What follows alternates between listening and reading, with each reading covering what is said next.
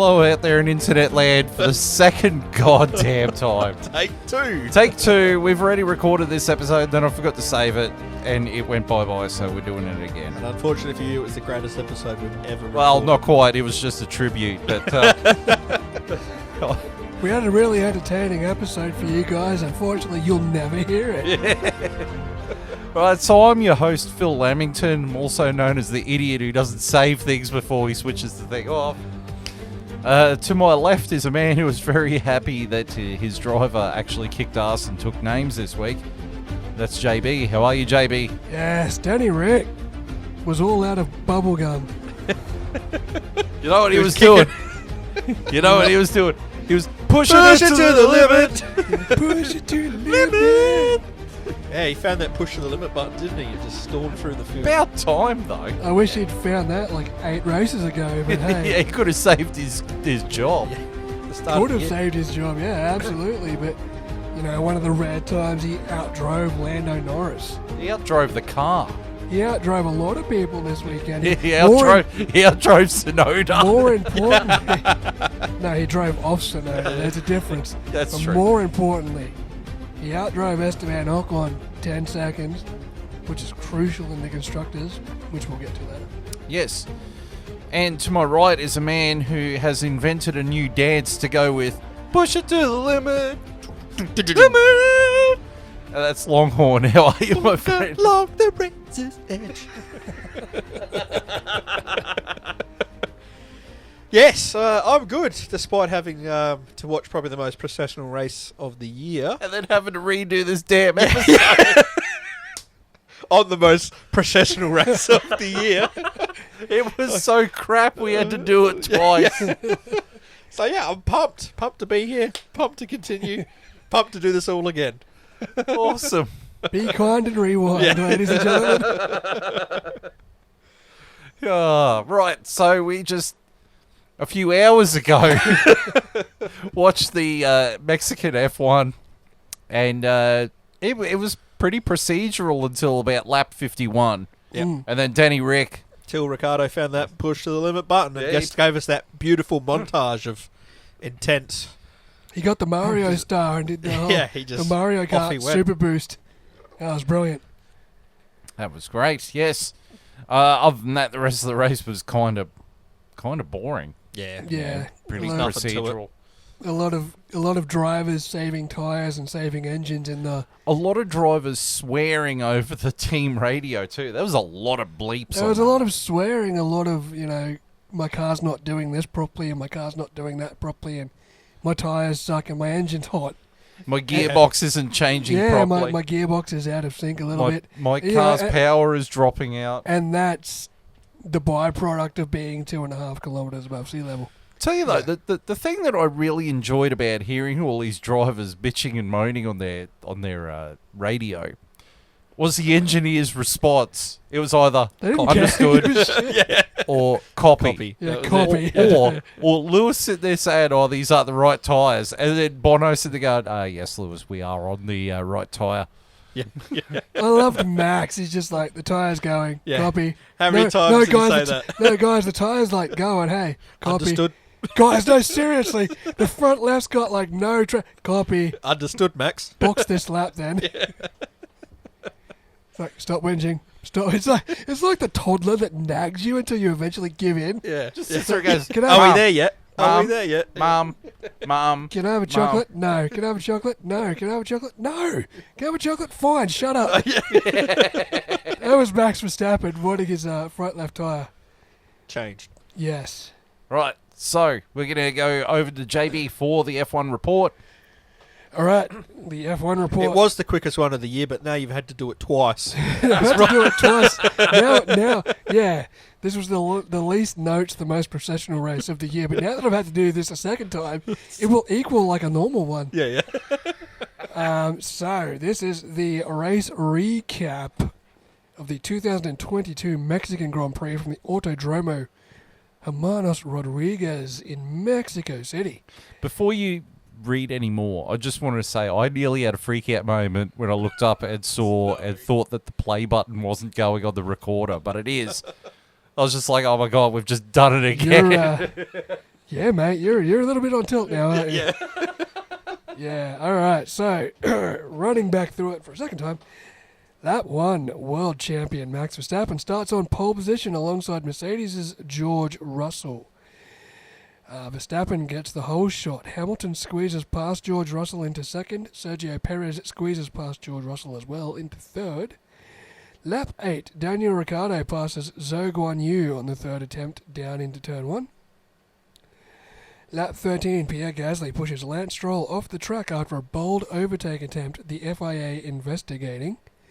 Lap 18, the FIA rule Gasly gained the position illegally and hand him a 5-second time penalty. Lap 24, Sergio Perez stops for fresh mediums, a bad stop that lasts 5 seconds. Lap 25, Max Verstappen pits for fresh medium tyres. Lap 27, Sergio Perez gets past Charles Leclerc down the front straight despite DRS and steering wheel screen issues. Lap 28, Max Verstappen tells his team the shifts are shit again, with the Red Bulls at time dodgy gearbox playing up a little. Lap 29, Lewis Hamilton boxes for hard tyres to run to the end of the race. Lap 32, Lando Norris pits for hard tyres. Lap 35, Mercedes sticks with their one-stop strategy, pitting George Russell for hard tyres. Lap 45, crucially, Daniel Ricciardo finally pits for a set of soft tyres off his mediums, something Red Bull note as race leader Max Verstappen continues to push out in front on his medium tyres. Lap 50, Lewis Hamilton complains of power dropouts from his engine. Lap 51, Daniel Ricciardo makes contact with Yuki Tsunoda, passing him at the hairpin, the FIA investigating as Yuki is forced to retire. Lap 55, Daniel Ricciardo gets a 10-second time penalty for his contact with Yuki Tsunoda. Lap 58, Daniel Ricciardo overtakes Lando Norris and Valtteri Bottas in consecutive laps. Lap 62, Daniel Ricciardo passes both Alpines in the space of a lap and a half on his soft tyres. Lap 65, Lando Norris passes Valtteri Bottas for 10th. Meanwhile, Fernando Alonso ahead of them clonks out at the end of the front straight, his engine dying in his Alpine. Lap 70, Daniel Ricciardo breaks the 10-second threshold over Esteban Ocon to ensure that he will finish 7th in spite of his penalty. George Russell bolts on some soft tyres for a crack at the fastest lap point. And lap 71, Max Verstappen wins the Mexican Grand Prix, breaking the record for most wins in a season by a driver, 14, and most points accrued by a driver in a single season.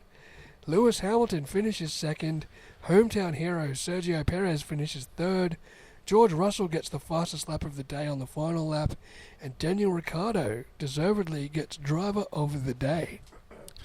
George Russell comes fourth for Mercedes AMG, Carlos Sainz comes fifth, Charles Leclerc comes sixth, Daniel Ricciardo comes seventh for McLaren, Esteban Ocon comes eighth for Alpine, Lando Norris comes ninth for McLaren, and Valtteri Bottas comes 10th for Alfa Romeo. Now, I did notice in your notes that the last 20 laps was Daniel Ricciardo did this, Daniel Ricciardo did that. Yes. But, I mean, he's the first of my key drivers for the day. I think it's very much deserved, isn't it? He drove. He was the driver of the day. Yeah. Easily. I mean, he showed us the old Daniel Ricciardo. Yeah. He showed us what happens when Daniel Ricciardo and the McLaren MCL36 is in sync. Yeah. That car is an alright package when he gets it going, and it was an alright package today for Lando as well, but I think tyre strategy really helped Daniel today. I think being on the soft tyres at the end, he had the 10-second penalty, which lit a fire under him, so he was driving angry, which is something we also haven't seen so much this year. It was just so good to see, and heartening for me as a McLaren fan to know that the package is still good enough for one, if not both drivers to scoop a double points haul, and especially for Daniel finishing ahead of Esteban Ocon, and Lando Norris was finishing right behind Esteban Ocon with Fernando Alonso dropping out of the race, which gave us a good points boost against Alpine. We really closed the gap on them. Yeah, it was a thing of beauty to watch him when we were watching him clock that gap over Ocon. He was just 0.2 at a time, was just clicking up, and It was incredible. It had me fist pumping because it's been so sad to not see Daniel do well knowing how great a driver and how great a personality he is, and then finally in this race, as you were saying, to watch him in sync with the car and just driving angry on tilt, fully in sync. And not to take it away from him, it probably helped being in Mexico, where everyone seemed to be taking it easy because of the altitude and overheating and tyres and everything. But because he didn't, we got to see the last 20 laps of push it to the limit, and it was just awesome odd to watch. because I think even last week's episode, I actually said I really fear for the McLaren in the thin air. I think they were going to have heating issues. Yeah. And they seem to be one of the only cars on track that didn't. Yeah. Yeah. Yeah. But also, like, it made the last 20 or the last 10 laps of the race really interesting. Like, the whole telecast was focused on Lewis Hamilton and Max Verstappen, and yet I spent the last 10 laps looking at the clock on the side to see... We all did. Yeah. All we were watching was Ricciardo just eat away at Leclerc's time and just skate away from Ocon. yeah. Just fingers crossed watching it go like 7 seconds, 8 seconds, 9, 9.4, 9.6, 9.9, 10. He ended up 12 seconds ahead. I think he was like 12 seconds ahead of Esteban at the end, so... 12 seconds ahead and 39 seconds behind Leclerc. Yeah. When he Brilliant. overtook Ocon, he was 45. 45, yeah. Yeah. So to eat away Oh. 6 seconds from Leclerc Yeah. and get 12 seconds in front of Ocon. That was in about Brilliant. 3 laps, because I remember it was about lap 68 when we looked at each other and went, because we were talking about your bold prediction last week, Phil, which Yeah. if we do a quick roundup of how we all went, you're the only one who got a point. Yeah. Yep. You said Daniel You Ricciardo said would Daniel get would get points. points. I said Sergio Perez would win the Mexican Grand Prix. I said Vettel would get in the top 8. He had a bad but day let's for forget Seb. that. Yeah, I don't think the Aston Martin did really well. Yeah, in the Aston in did this not air. like... unlike the McLaren, the Aston really didn't like the thin air. Yeah, yep. Yeah. So yeah, no, it was a thing of beauty to watch. My next driver of point was Esteban Ocon. He put in a solid day at the office. It wasn't anything too special, but he kept his nose out of trouble and got some valuable points for Alpine. He was there. I think he was there or thereabouts. I think if Fernando Alonso hadn't retired from the race, we'd be talking about Fernando right now and not Esteban. But Yep. he did what he could, and well, from a McLaren perspective, thanks for finishing behind Daniel. Well, I think if Alonso was still around, we wouldn't have the next key driver for me, which was Valtteri Bottas. I mean, he split the Ferraris on the grid. He had pace all weekend. Yeah. Valtteri. That Alfa Romeo found something. Yeah, they were one of the cars that seemed to do well in the thin air. I think well in practice definitely, in qualifying he was good too. I think in the race it was lacking a little bit of pace, but it was still enough for his best points haul in quite a while. I think it's 10 races or something. Yeah, 10 races since his last he's had points. So a good day for Valtteri, a good day for Alfa Romeo. Yeah. So we do have 2 corrections from last week. Correction number 1 was that we said that Tim Cook, who waved the checkered flag at the end of Coda, was Harvey Cook's dad. That is actually incorrect. Thanks for the internet for spilling its usual thing of mistruths and everything. Tim Cook, not Harvey Cook. Harvey Cook worked for Haas. Tim Cook is the current CEO of Apple. Yeah, And unfortunately. The most unenthusiastic flag waver in the human history. Yeah, look, just because they have the same last name doesn't mean they're related. Sorry, that's on us. Yeah. Well, no, that's on the internet. Blame the internet. We They're the ones Wikipedia'd still- ourselves on that one, guys. Yeah. Unfortunately, he was waving the flag in a sad manner, not because his son had just passed away, but because he didn't want to be outside. Yeah. He had Steve Jobs' legacy to sit there and rip off. Whoops, did I say that out loud? Minus the turtlenecks. Yeah. And the violent temperament. Anyway. And the next correction was, so last episode, we did the review, Yes. did the report, Mm-hmm. and then Fernando Alonso got a 30-second penalty, which dropped him from 7th all the way down to 13th. So I recorded and edited in at a lot of complication a thing stating that there was revised points. Yes.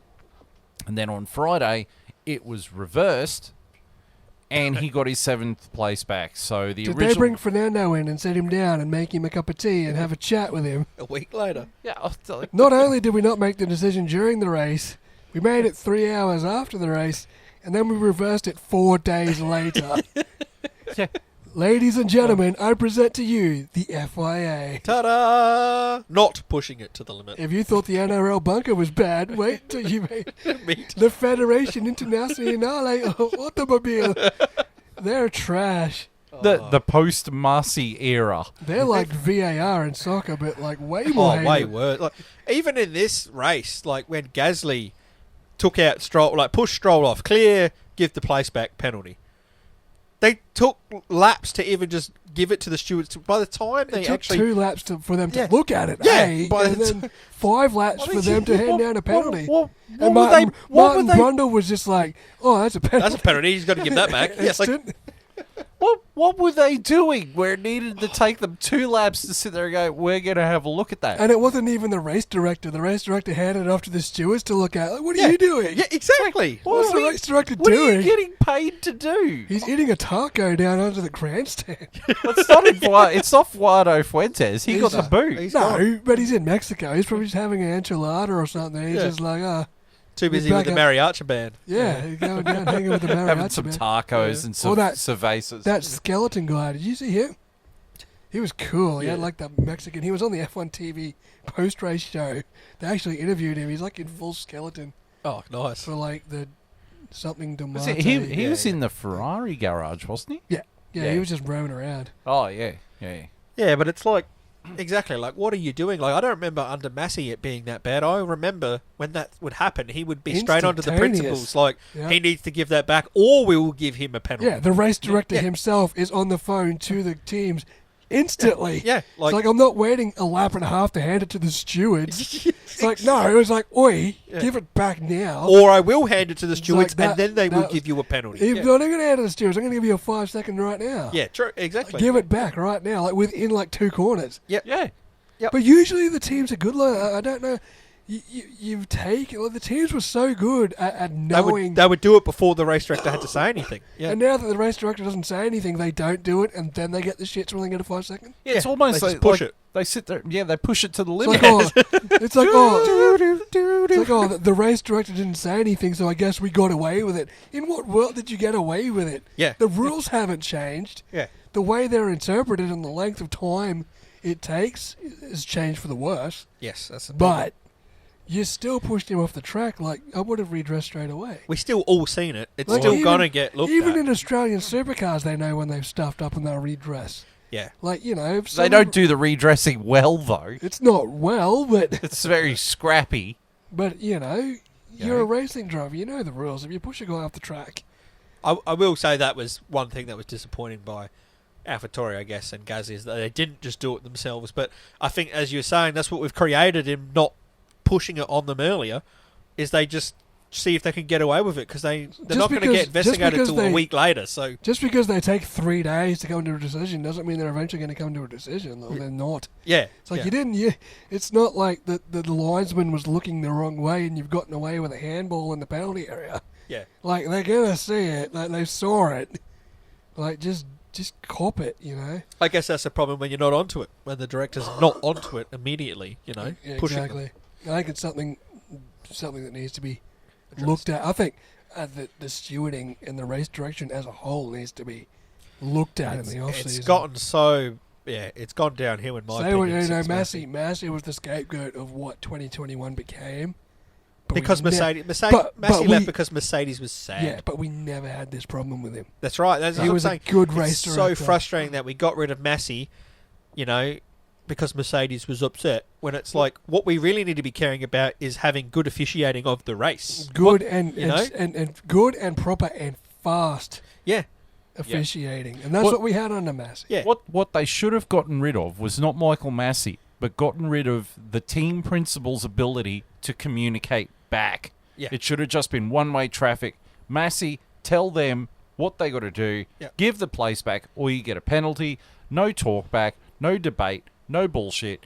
You either hand the place back, or you get a penalty. And you haven't seen that. Like, even they brought up the thing of the emails. Like, the stewards would email the team. You haven't heard any of that. Like, why didn't the stewards email? But is it because they took too long? They took so long. I think they drew themselves into a corner.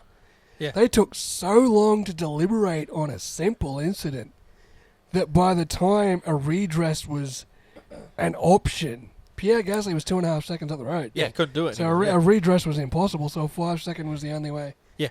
They took so long to deliberate that they had to hand out a more harsh penalty than what was probably required. Yep, 100%. Speaking of a redress, This episode. This well, episode's a pretty good redress. this actually got left out of the episode. I completely forgot about it. Wait. Martin Brundle actually got an apology from Brad Pitt. Did he really? Yeah. Nice. Yeah, a couple of days after Coda, Brad Pitt actually sent an apology to Martin Brundle for brushing him off. He did say, look, I did put out a thing that the FIA should have given out to everyone, or should have said to everyone, that talking to me was sort of off limits because, you know, the focus should be on the drivers, not on me being on the grid. But I still maintain he had his chance to promote a Formula One movie on a Formula One grid, and he did not take that chance. Yep. He hasn't endeared himself to the F1 faithful. But But he still expects the F1 faithful to go watch his movie. Martin Brundle actually said, "I've got all the time in the world for Brad Pitt, and he has no reason to apologise to me, but he's a classy act by apologising to me." That's cool. Unfortunately, another F1 commentator decided to get on Twitter saying, "Oh, it was put out on a piece of paper that not to talk to Brad Pitt."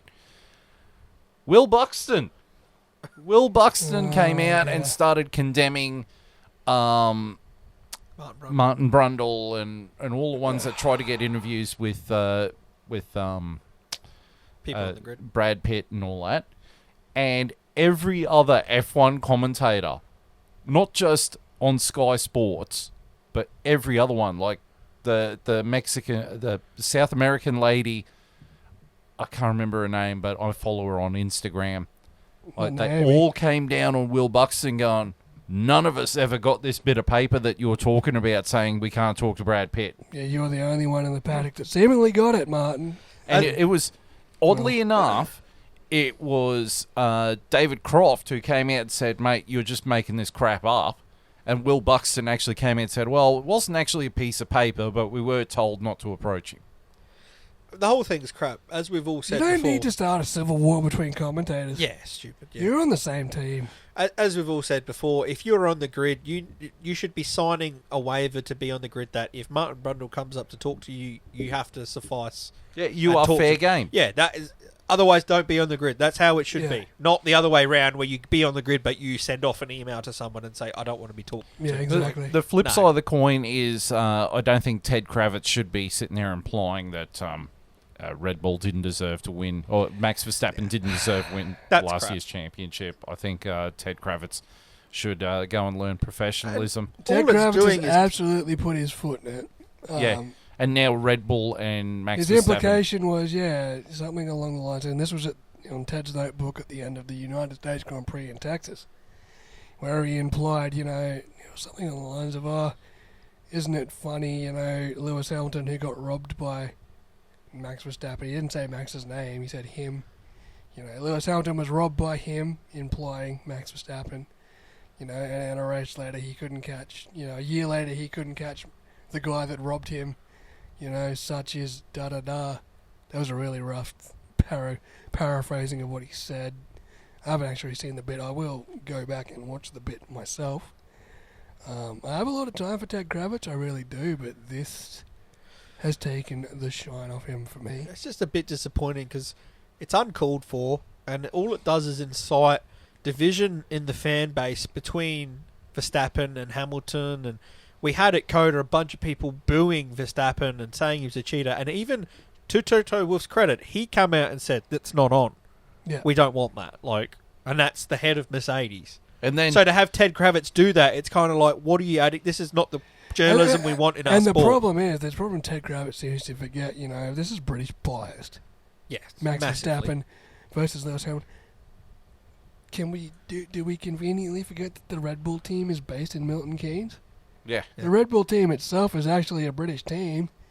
Yeah. with a British principal and Christian Horner. Most of its employees are probably British. Who's married to one of the most British women ever in one of the Spice Girls. Like, Yeah. did you forget? Yeah.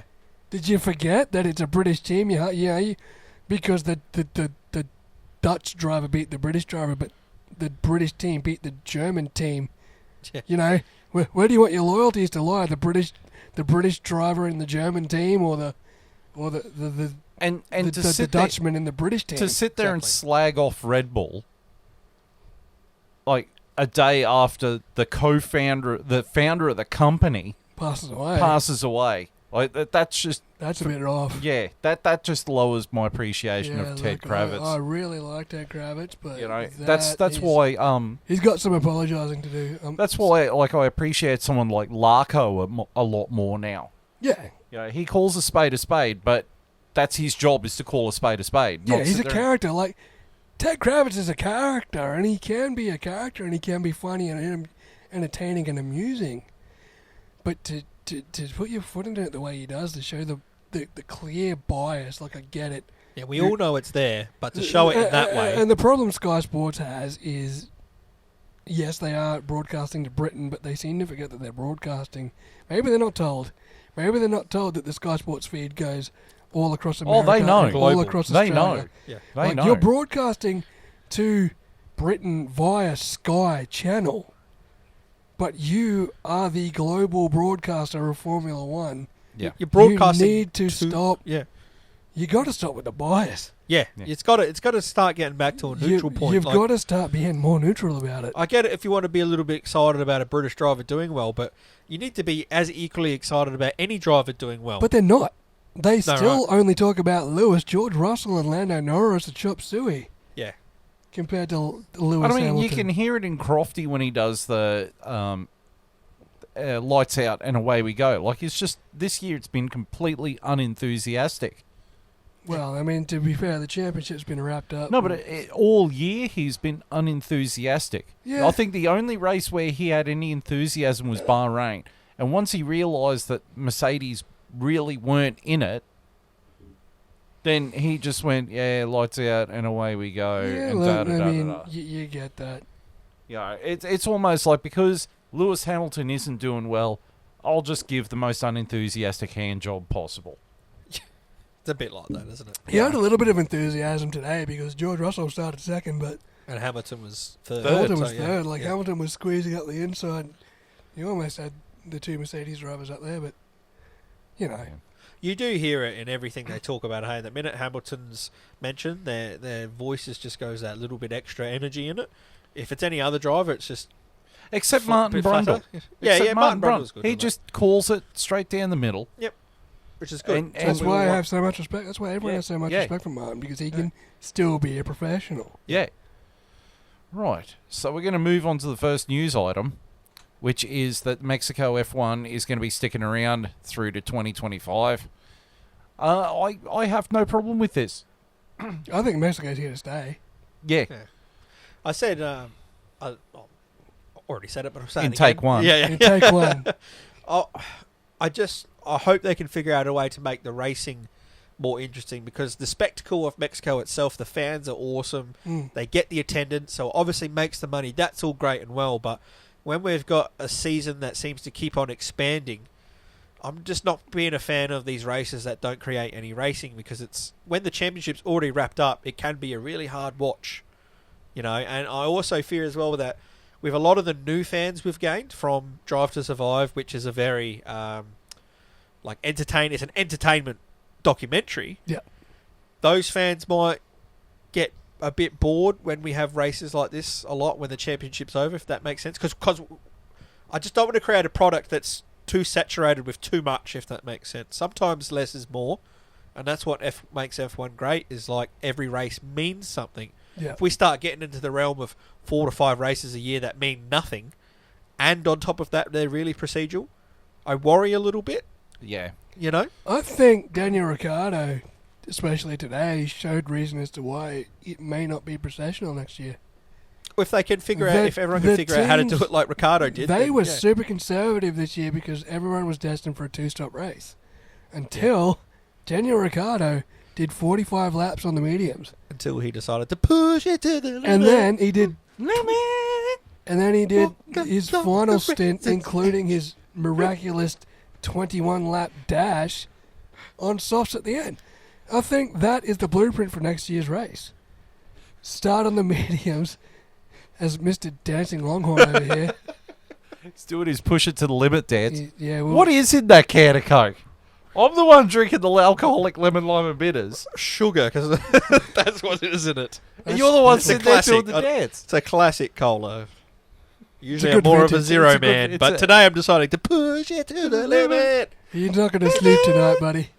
He'll be up till 3 in the morning, singing "Push It to the Limit," just running around his bedroom. Doing our third take because we accidentally deleted the second again. No! Better not happen again. He's going to go home and watch the short version of Scarface. Oh, yeah. 100%. Yeah, absolutely.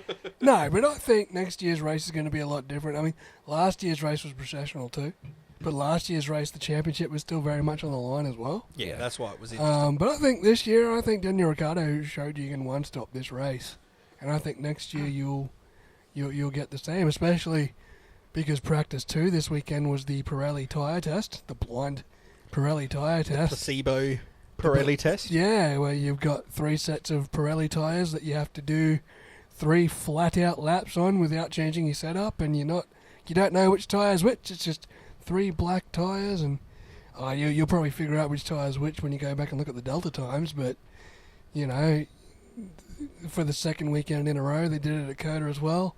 The new generation tyres are coming through, so, you know, I think next year, you know, it could be a completely different race next year. Also, don't forget, next year tyre warmers are gone.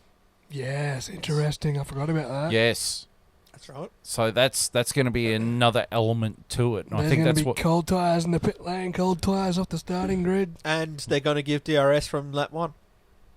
I hope. No, they're not, because they're stupid. They're not going Yeah. to do that. Yeah. But They they listen- bloody should. They listened to you once, Longhorn. They gave Daniel Ricciardo a 10-second penalty Yep. for a severe collision, And taking a driver out of the race, but I don't think they'll listen to you twice. Damn it. Although, after a virtual safety car, they turn the DRS straight back on, but after an actual safety car, they don't. No. again, stupid. Yeah, look, 20 best drivers in the world. Let them race. yeah, well, Let them hey, push it to the limit. maybe that's the next evolution. No tire. I don't know, that's probably even more dangerous, right? You'll be like stone cold tyres on that one. You want to put the DRS on? Hell So yeah. you said Stone Cold there. I was just like, Stone Cold, Stone Cold, Stone Cold out of nowhere. By God Almighty. My It's God stone Almighty, cold. it's Stone Cold. By God Almighty, these tires are stone cold. Flick that DRS, let's go.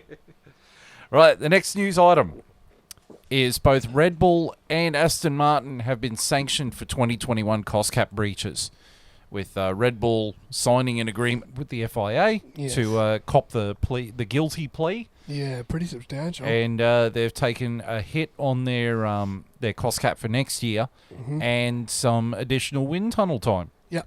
£7 million fine and a 10% reduction in available aero testing, which isn't much because they're the champion team, which means they already get the least amount of aero testing time. Yeah, I mean, all they got to do is just copy and paste this year's aero. To be fair, they don't Yeah, have I to do don't anything. think they have to do much. Yeah. They've got a pretty good car. I wasn't sure about what Aston Martin did, though. Like, was it just a fine for them, or...? Yeah, it was a £450,000 fine, so they didn't do a whole lot wrong.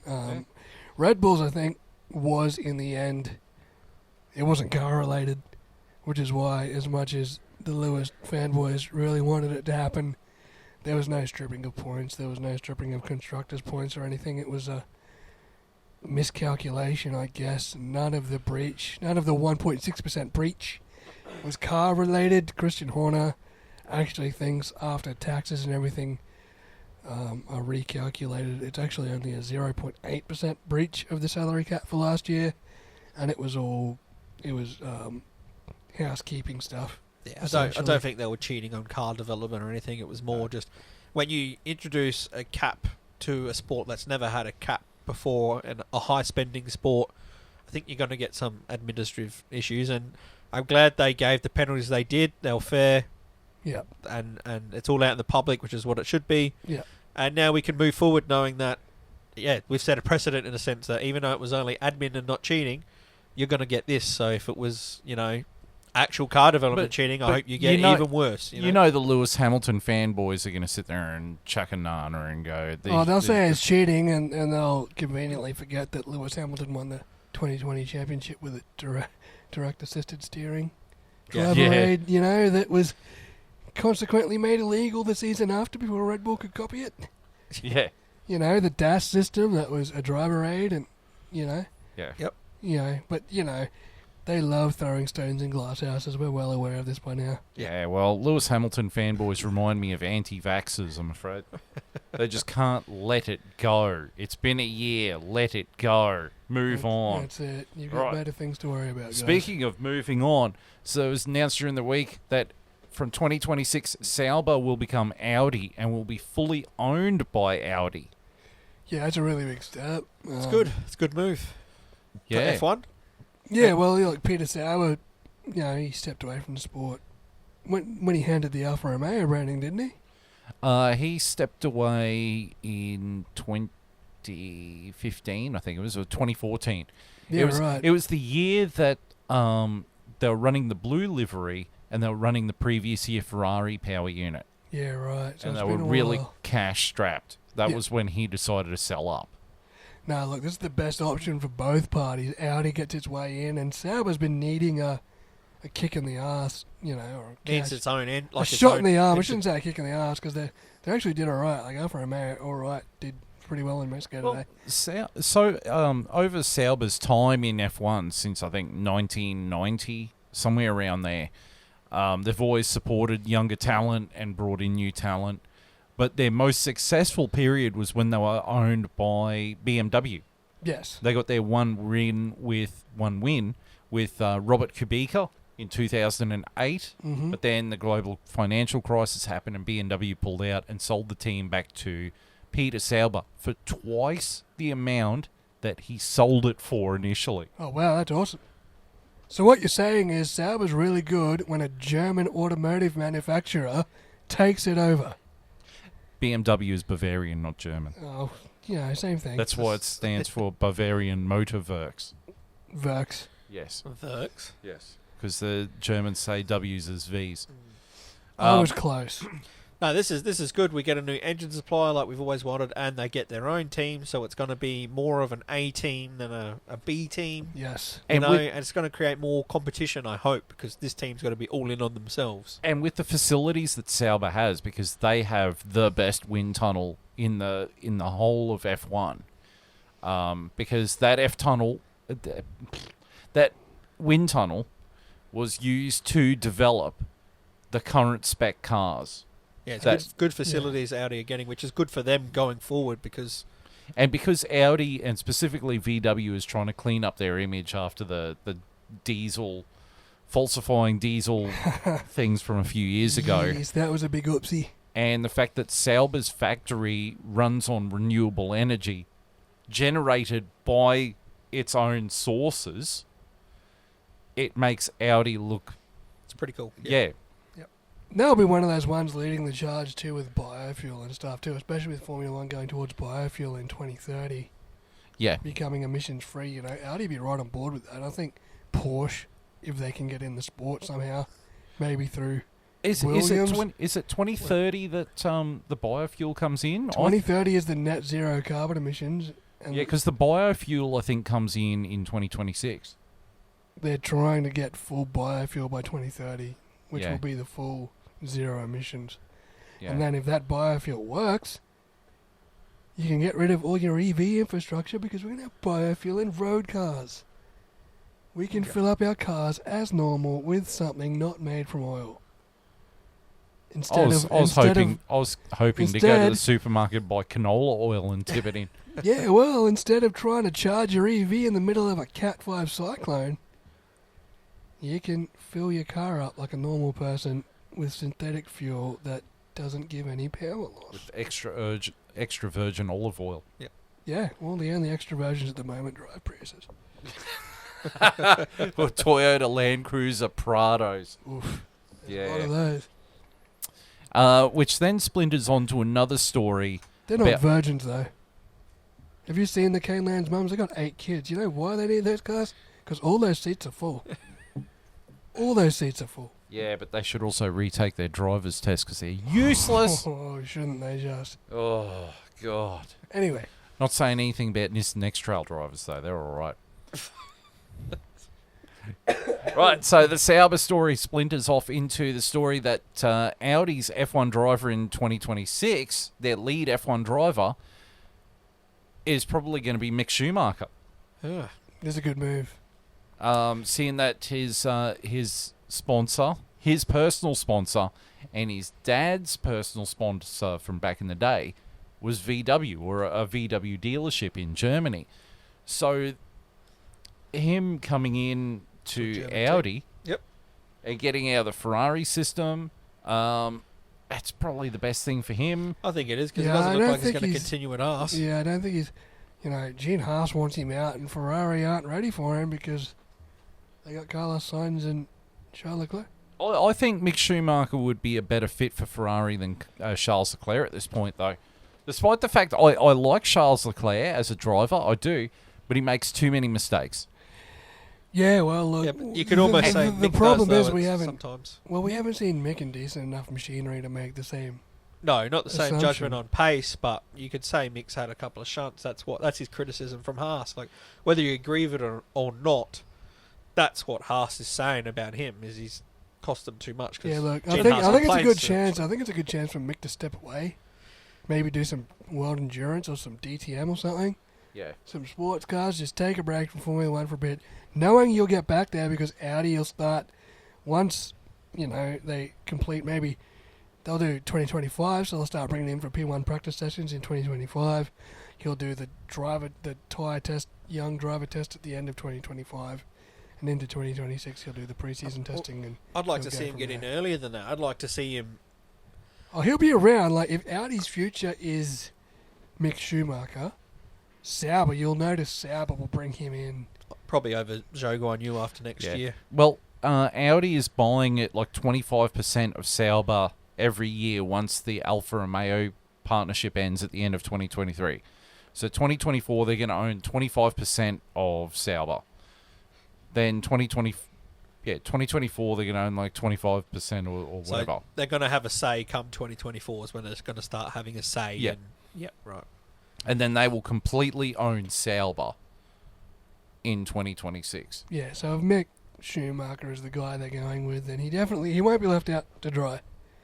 He will get enough experience in a Formula One car up until 2026. But that also does mean that Porsche also wants to get on the F1 grid.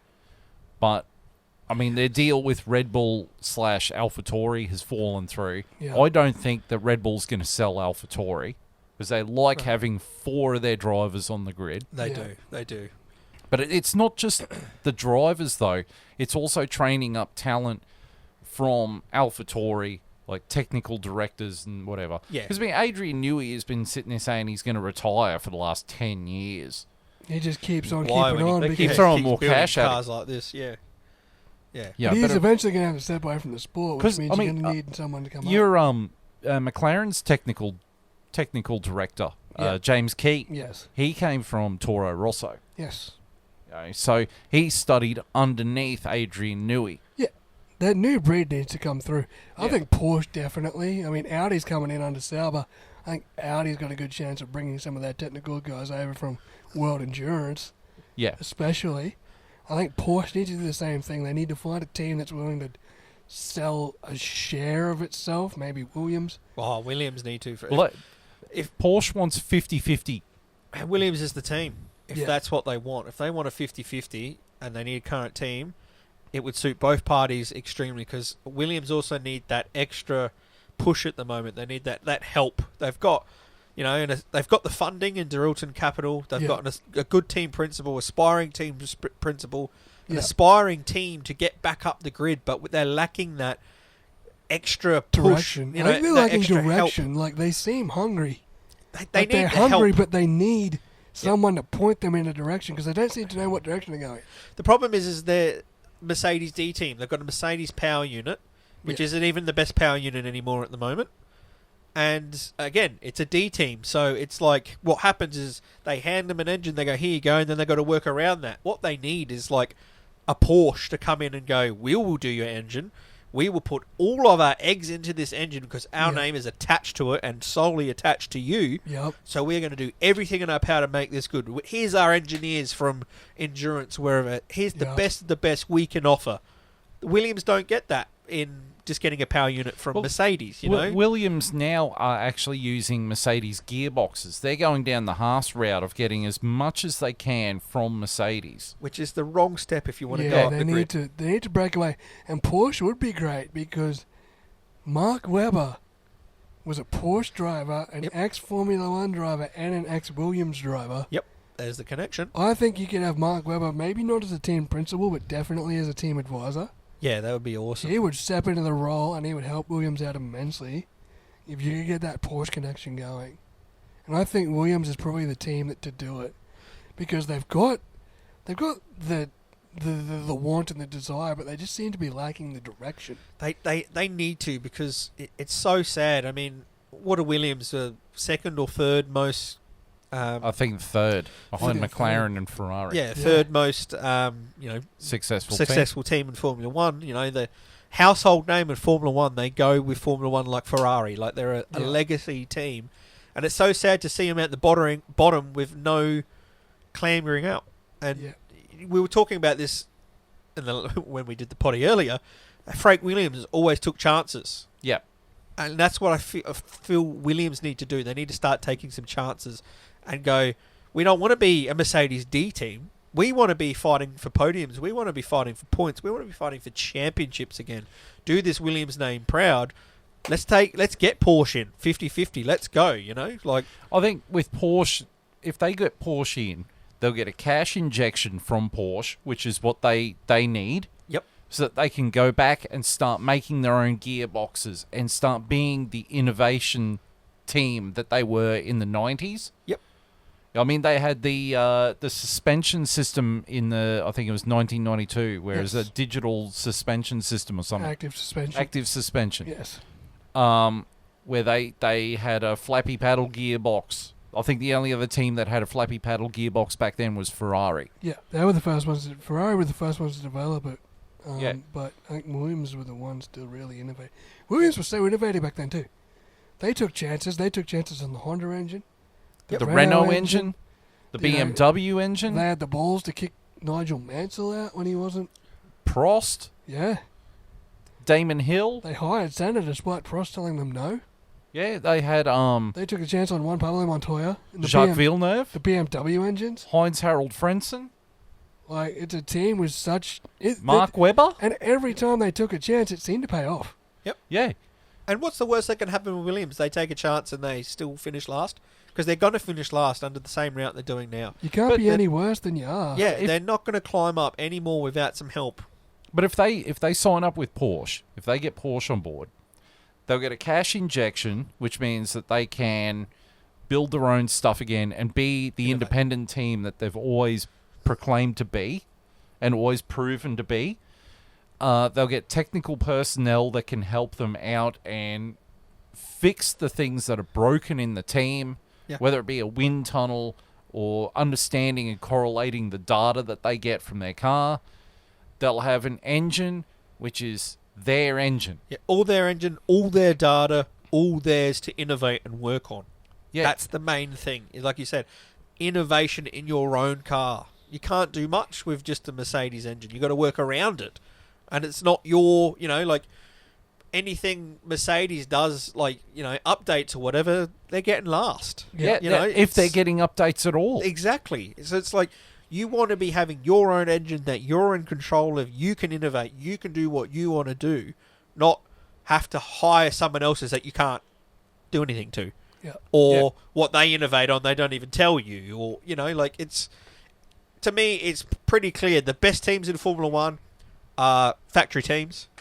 The teams at the bottom are the B teams and, the C teams that are just, And then Williams is the last dog at the bowl. Williams is even under that, which is the sad thing because, as we're saying, there's such a household name for Formula One. We need them to be doing It's the Moneyball explanation. It's the Moneyball explanation. There are big teams. There are little teams. There's 50 foot of crap. Yep. Then there's Williams. Yep. You know, and that's the saddest part about it, is they've got, Latifi driving for him because he brings money into the team. That's the saddest thing about Williams is they've come from world championship drivers, like the best drivers you could get, to we've got to have Latifi for 3 years so we can just drive around the track. And it was 10 years ago they had Maldonado. Yeah. The crash king, Maldonado. And he won their last race, race, which was a decade ago. Yep. And now they're sitting there squabbling for the scraps from Toto's table. And it's just the saddest thing. The only thing that's sadder than that is watching Ferrari just plummet. Like how they have. At least Ferrari's in the fight. That's true. That's true. Yeah.